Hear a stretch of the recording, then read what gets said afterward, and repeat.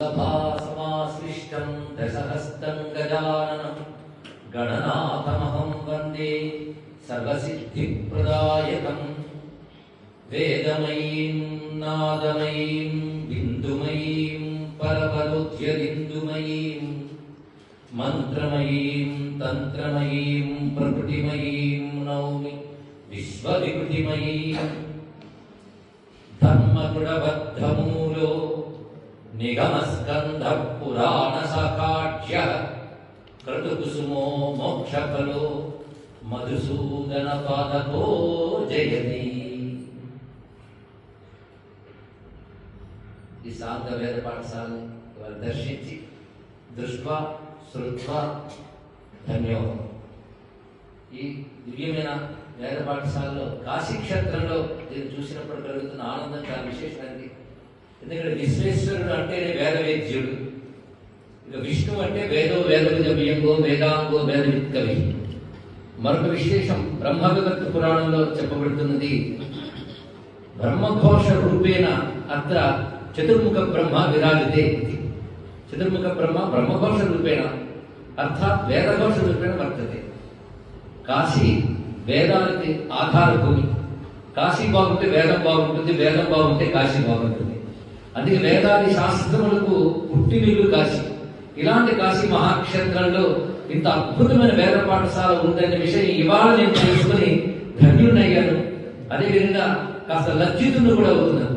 ఎందుకంటే గత 23 ఏళ్ళుగా ప్రతి ఏడాది నేను వచ్చి ఇక్కడ ప్రవచనాలు చెప్పడం జరుగుతుంటే ఈ పాఠశాలని ఎన్నాళ్ళు చూడగలిగానే, ఇన్నాళ్ళు చూడలేకపోయానైనా బాధ ఉంది.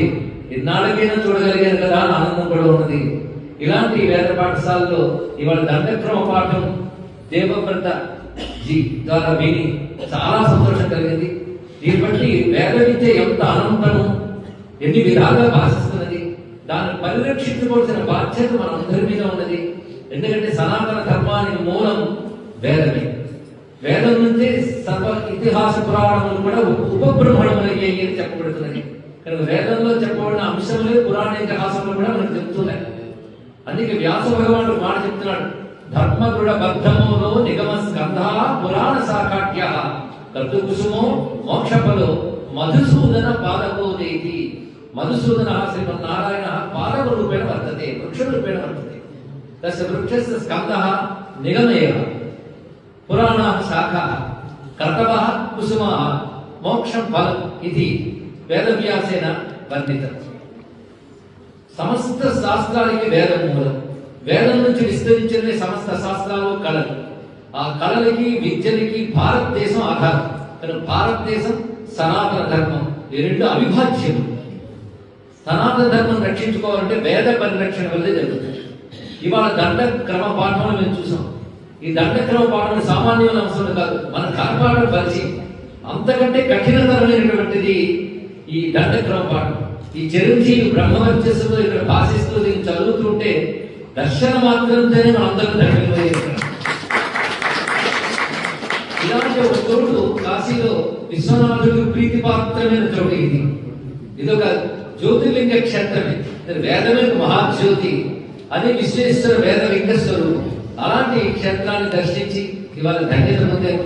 దీనికి కారణమైనటువంటి మా శేఖర్ ద్రావిడ్ గారికి ప్రత్యేక ధన్యవాదాలు.